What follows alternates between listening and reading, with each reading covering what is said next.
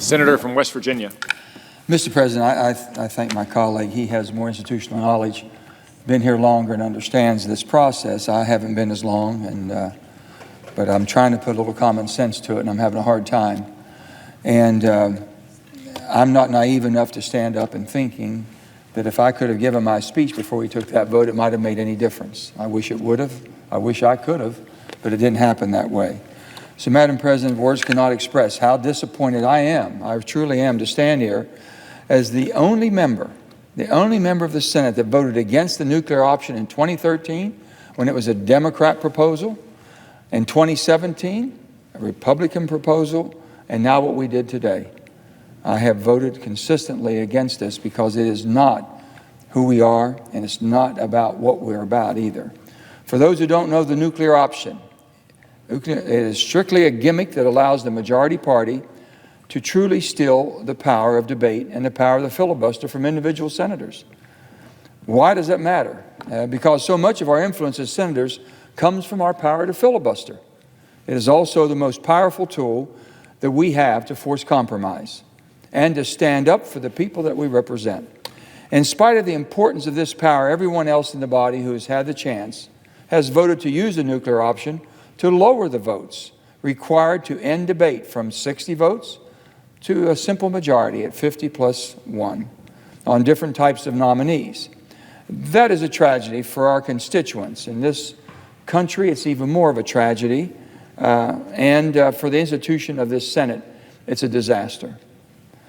This debate is not new, and I would not be honoring the legacy of the late Senator Robert C. Byrd, which is the seat I sat in, if I did not take the opportunity to at least recite a little history here on the floor of the Senate.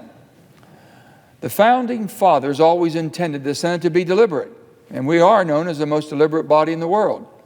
George Washington himself was said to have told Thomas Jefferson that the Senate should serve as a cooling saucer for the legislation from the House. As you know, the House works on simple majority. 218 Democrats or 218 Republicans can do anything they wish. The Senate is supposed to temper that down. And this body was created to protect the rights of the individual states, small states in particular. In the Federalist Papers, John Jay notes that in this spirit, it may be remarked that the equal vote allowed to each state is at once a constitutional recognition of the portion of sovereignty remaining in the individual states and an instrument for preserving that the residuary sovereignty. The filibuster is essential to preserving that residual sovereignty, and diminishing the power should matter to anyone who comes from a small or rural state like my state of West Virginia. This power was also meant to empower individual members like me that often find themselves in the minority of their own party. That doesn't mean that we can't make changes for efficiency, but this rule today, this change, and the two that came before it in 2013 and 2017 were not meant to make this place more efficient. They were meant to take power from each and every senator. Madam President, that means you and me have given up our power and ability for us to represent our states. Before 1917, there was no way to end a debate in the Senate whatsoever from our beginning. So one member could grind this place to a halt for however long that they felt necessary. And then at the urging of President Woodrow Wilson, the Senate adopted Rule 22 that year, 1917, and first used it 2 years later to end a filibuster against the Treaty of Versailles. For the next 80+ years, some tweaks were made to the rule and its reach was expanded, but there was no real threat to the existence of this rule. In 2005, that all changed when the majority leader, Bill Frist, made the first serious effort to change the rules of the Senate and reduce the power of every member of this body by deploying the nuclear option. None other than John McCain, our dear departed friend, and Robert C. Byrd, our dear departed friend, teamed up to form the Gang of 14 that cut a deal on a package of nominations that took the nuclear option off the table, but only for a little while. In 2013, when Harry Reid and Democrats, my side of the aisle, voted to end the filibuster for presidential nominees, I was one of only 3 Democrats to fight and vote against it. The other 2, Mark Pryor and Carl Levin, are no longer serving in the Senate today. But we represented all wings of the Democratic Party, from the liberal end to the conservative end to the moderate centrist end. We stood together despite our differences because we knew it would forever lessen the institution of the Senate and that it would come back to bite us when we weren't in the majority. That was the ploy we made at that time. That was the argument we made and pleaded with our colleagues. For the past 5 years, we've seen the consequences of those actions. Today, our Republican friends are using the same excuse that our Democrats used: historic obstruction. And Democrats are using the same argument today that our Republican friends have used: unprecedented overreach. This is hypocrisy that makes us understand why people think Washington sucks. It's on both sides. No one's innocent on this. In 2013, the current majority leader, Mitch McConnell, was furious about what the Democrats were threatening to do. He called it breaking the rules to change the rules. And I agreed with him. He was right. I voted with him. In 2013, I heard and listened to Leader McConnell when he said the American people decided not to give the Democrats the House or to restore the filibuster-proof majority they had in the Senate back in 2009. And our Democratic colleagues don't like that one bit. They just don't like it. The American people are getting in the way of what they like to do. So they are trying to change the rules of the game to get their way anyway. This is precisely what the American people decided about Republicans in the 2018 election. And the Republicans have now gone down the same path Leader McConnell warned us against. You would think that at least we would understand the definition of insanity. Doing the same thing over, thinking we're going to get a different outcome. It doesn't work that way. He went on to say, Leader McConnell, so look, I realize this sort of wishful thinking might appeal to the initiated newcomers in the Democratic Conference who served exactly 0 days in the minority. But the rest of you guys should know better. And he is absolutely correct. Everyone should know better. Those of you who have been in the minority before should know better, because what goes around comes around. His final warning, which I am disappointed my Republican friends didn't listen to, was, if you think this is the best interest of the United States Senate and the American people to make advice and consent mean effectively nothing, obviously you can break the rules or change the rules to achieve that. And that's what we've done. But some of us have been around here long enough to know that the shoe is sometimes on the other foot. Madam President, when the majority leader and minority leader have flipped their positions and their perspective today, the lesson is clear. Breaking the Senate for political expedience will, over time, hurt all of us, and most importantly, our constituents, the American people. I firmly believe that the filibuster is a vital protection of minority views, and exactly why the framers of our Constitution made the Senate the cooling saucer. Lately, both parties have lit the saucer on fire and thrown it out the window. The Senate was set up by our founding fathers to force us to work together. Think about that. They knew that whatever we received from the House would be hot as a firecracker. Someone had to put out the flame. Someone had to say, that's not who we are as a country. And it's not basically who we want to be as a country. We're not the House of Representatives, but by golly, we're going there at a rapid pace. It seems that when people come from the House, they bring that House mentality, scorched and burned earth.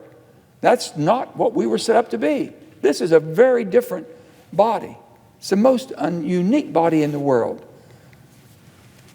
As the late, great Robert C. Byrd himself said in the months before his death, while I welcome needed reform, we must always be mindful of our responsibilities to preserve this institution's special purpose. And we are better than this, he said. Madam President, I always tell people back home, I can't vote for something unless I can go home and explain it. I don't care if it's an idea that my friends on the Republican side have. It makes sense to me. My constituents understand it. I go home and vote and tell them why I voted with my Republican friends. If I vote with my Democratic friends, it makes sense. I tell them the same. If I vote against something that my Republican friends are Democrats, I explain to them. It has nothing to do with politics. It's policy. Does it make sense? Will it help the constituents of the state of West Virginia? Will it make my country stronger and better? It's really what I care about. It's the purpose of me being here. Madam President, for the life of me, I can't figure out how anyone who voted for this can explain it when they go back home. Because we have given our power. Every time we do this, you continue to erode the powers that you have as United States Senate by the Constitution of the United States of America and by the Founding Fathers that created this body. And how we can do it in such a willing way makes no sense. How do you look at people in the eye and say, I gave up my individual power to represent you? How do I do that? I'm not going to do it. I am not going to do it, and I haven't done it, nor will I ever do it. You can say it was because of obstructions. Well, if there's an obstruction, there's a way around obstructions. You drive around obstructions. You have obstructions in your life every day. You learn to work around obstructions. And it's basically by communicating. It's basically by sitting down and looking at the other side, the other point of view. I've always said this. I'm not always right. I need help. But I'm not always wrong either. I have hopefully some input. And I try to make that as a balance as I approach these things. And Republicans what they've done today is basically the same. We don't have obstructions we can't overcome if we respect each other. You can't blame everybody for everything. You can't blame somebody else for something you're unwilling to do. You can't blame somebody else if you don't have the patience to sit down and to talk through your problems and to try to understand better. You can't blame somebody else if you're not willing to give and take. It's what the whole process is about. If you're going to be successful in life, anyone's been successful. It's not my way or the highway. It's our way going down the highway together. This move is a betrayal of the people we represent, and everyone in this body is complicit. It is a shame that we're going to go back and try to explain our positions, the votes that were made today. It's just a shame. It should never come to this. For hundreds of years, we've managed to overcome obstructions and preserve our founders' vision for the Senate. But for the last 6 years, members on both sides of this aisle have decided it's no longer possible. This abdication of our power and our responsibility is nothing more than weakness in the face of partisanship. This is truly tribal. What tribe do you belong to? Do you belong to the Democrat tribe or do you belong to the Republican tribe? I'm sorry, Madam President, I belong to the American tribe. And I'm going to stay right in the tribe I belong to. And I'm going to be loyal to the American tribe. This abdication of our power and responsibility is truly, truly a weakness in the face of partisanship. And my colleagues need to stand up to their leaders. We have given too much power to the leadership here. I remember the days when people used to talk about all the committee chairmen had so much power, they could run a bill and make sure it got on the floor and got voted on. Those days are gone. There's always a reason why something doesn't go to the floor, even if it goes through the committee process. Something comes out of committee unanimous, still doesn't get to the floor. Try to explain that one.